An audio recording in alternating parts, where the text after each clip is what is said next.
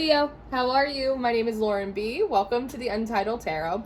So this week we're going to use the Mystical Shaman Oracle deck for you. I have a few cards on the board, but I really want to get into your downloads and the songs that came out for you on the Shufflemancy first, because I feel really important.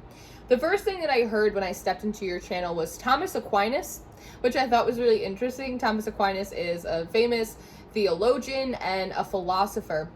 And as I looked into him a little bit more, he has this philosophy that is that you should follow your conscience even when it's wrong or potentially even causes harm, because we have no way of knowing if our conscience is right or wrong until we follow it through. Something that Thomas also believed is that God is the truth. And so it brings forward like this interesting idea that in order to get closer to God, in order to get closer to ourselves, it's important that we follow our conscience, but it also that we follow our instincts to see where they lead us. I think a lot of what you're working through right now is learning how to trust yourself, not to make the same old mistakes again, but without becoming like frigid or rigid or having up like too many of these walls. One of the songs that came through for you was this song by Savage Garden called I Want You. Ooh, I want you, I don't know if I need you, but ooh, I die to find out. That's so interesting to me, like, ooh, I want you, but I don't know if I need you. And so, again, we're kind of talking about, like, instinct and feeling really, like, drawn to something. I'm wondering, Leo, if you're feeling, like, really pulled towards someone or pulled towards something, but maybe you're having a little bit of, like, this moral battle in your head. It's like, I do kind of want it, but, like, I don't know if I need it. I don't know if it's going to cause a problem for me. It looks a lot maybe like something that I experienced in the past. And so I think that you're in a phase right now where you're being encouraged to kind of step back into your instincts, to step back into your passions, right? To really feel like connected to life again. But I think that you're afraid that by doing it, you're going to entrap yourself in like another karmic cycle. Does that make sense? Because that's how it feels. When I stepped into your energy, I also started getting like a big headache, especially like right here in the front of my head. And I noticed like some pain and some pressure in my lower back. So those are really interesting areas. In terms of like this front of head, it feels like you're really trying to work out like the cost benefit, the risk and the reward of it, right? I don't know if I need it. I don't know if it's worth the risk. I'm not sure, but I do really want it. And so there is a little bit of like kind of like this push and a bit of this pull that's happening. And in terms of like this lower back pain, it almost makes me think of like waddling or like someone who maybe is like elderly, right? And they always have the hand on the back and they can't, it's like that type of energy. And so there's this sensation, Leo, that like you are too young to be feeling this old. And in a lot of ways, in order to kind of heal and learn the lessons from the past, you've put yourself in such like a rigid and restricted way of being, a rigid and restricted way of living. And maybe it served you for a period of time, but it doesn't really feel like it's serving you anymore. And as a matter of fact, what had come through was this concept that you have been playing it too safe for way too long, to the point where there may be like some really interesting and exciting ideas or some unique people for you to connect to or an experience that it's important for you to have. But when that instinct arises and you don't trust it because the last time that you gave into that impulse or you leaned into that desire, you ended up in like a karmic clusterfuck, let's just say, you won't allow yourself to do that. But how are you going to know that you're different? How are you going to know what you like now? How are you going to know where, like the spirit is trying to guide you if you shut down your intuition, if you won't listen to your conscience and you won't trust your instincts, right? The number 2 also came forward really strongly. So you might be seeing 2s. You might be seeing 222. I'm also wondering if there's something particular that happened to you in February of last year, because 222 could also be February of 2022. So it might be beneficial for you to kind of reflect back on that time last year and just see if you're noticing any parallels or any synchronicities between that time and this time. Another song that had come through for you is a mashup of that song Survivor by Destiny's Child, and it's by Two Way, 2WEI. I'll link it for you in the cards at the end of your video. And this remix is really powerful. It's like these big drums, and the bass is really intense. It's like, I'm a survivor, bum, bum. And so there's something about like empowerment here. This whole energy, it harkens me back to a time years ago when I felt really like divinely guided to date someone who turned out to not be a good person and not be a good person for me, right? But like all of the signs checked out. It's like the angel numbers were there. It's like I felt my intuition saying go for it. And after the fact, like I felt a little bamboozled. I was like, listen, y'all set this up for me to feel like this is gonna work out, and it absolutely did not. But what that situation did do is that it taught me what love wasn't. And I might not have gotten that lesson had I not gone through that, had the angel numbers and all the signs and my instinct, my conscious, right? Like my conscious was wrong. Like that wasn't the right person for me, but it brought me closer to the truth of who I am and what I want and what love is and what love isn't. And so by way of that, it did bring me closer to like God or to spirit or to the universe, right? And sometimes life's a little bit tricky like that, but had I not trusted my instinct, had I not kind of followed the yellow brick road, I don't know if I'd be the person that I am today. And so sometimes, even if our instincts and our conscious, they lead us in kind of like a hairy direction, or it turns out like maybe we were actually wrong, it can actually bring us closer to the truth. And that truth, according to Aquinas, is God, but it's also, you know, the truth of the God that lives in you as a creator, right? The art director of your life.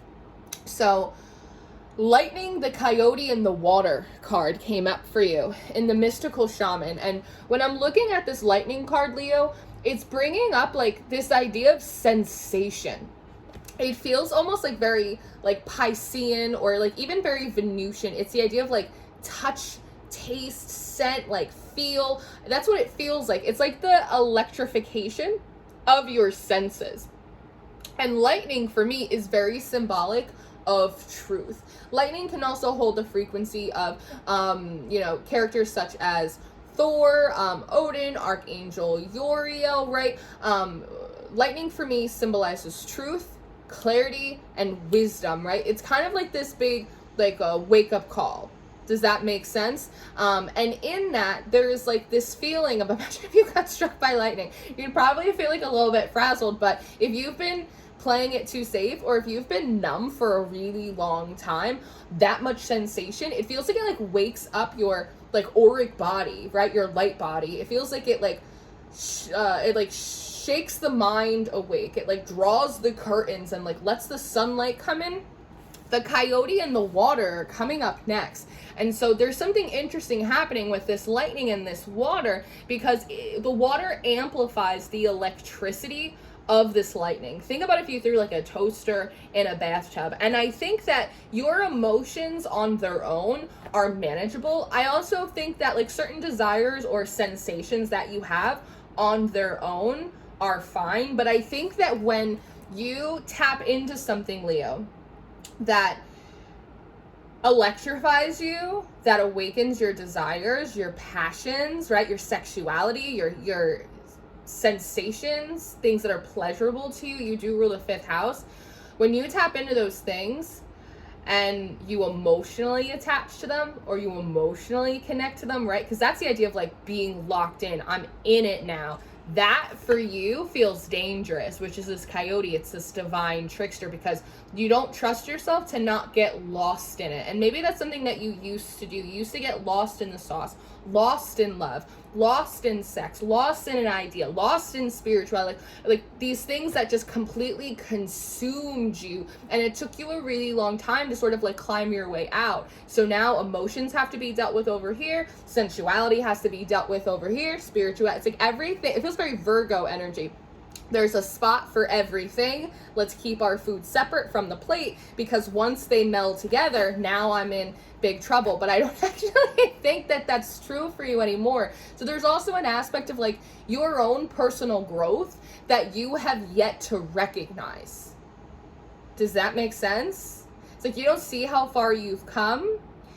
You don't acknowledge like how much wisdom you actually did pull into those situations. You understand certain limitations or red flags in yourself, but we've gone so far on the edge of that spectrum that now there's no room for you to have any fun. There's no room for you to experiment. So the Time Master and the Blade are sitting at the bottom of the deck. The Blade came out for Sagittarius as well. And with this Time Master card, there's sort of this feeling of taking a little trip down memory lane and noticing like how the signs and your instinct and your intuition like push you into certain people, places, and things that maybe didn't work out for you the way that you wanted them to, but also acknowledging, because it's a double-edged sword, right? But also acknowledging like what it did do for you, what it did teach you. Maybe it didn't give you what you wanted, but maybe like me, it taught you what love wasn't.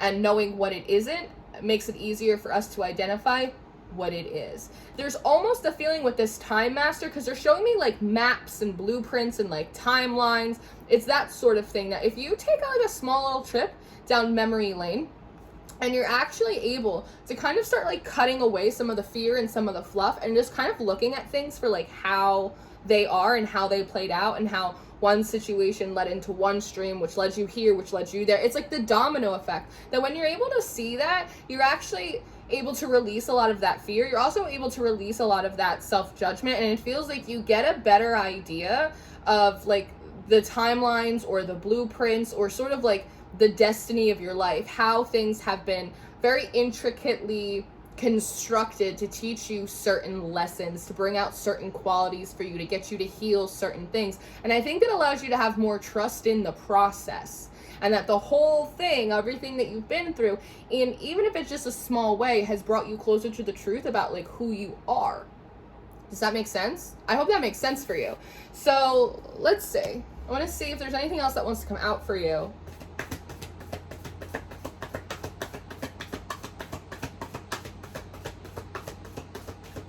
When I look at this blade, sometimes it comes through like a cat eye, which feels very intuitive, right? Like it feels very much like Queen of Wands energy.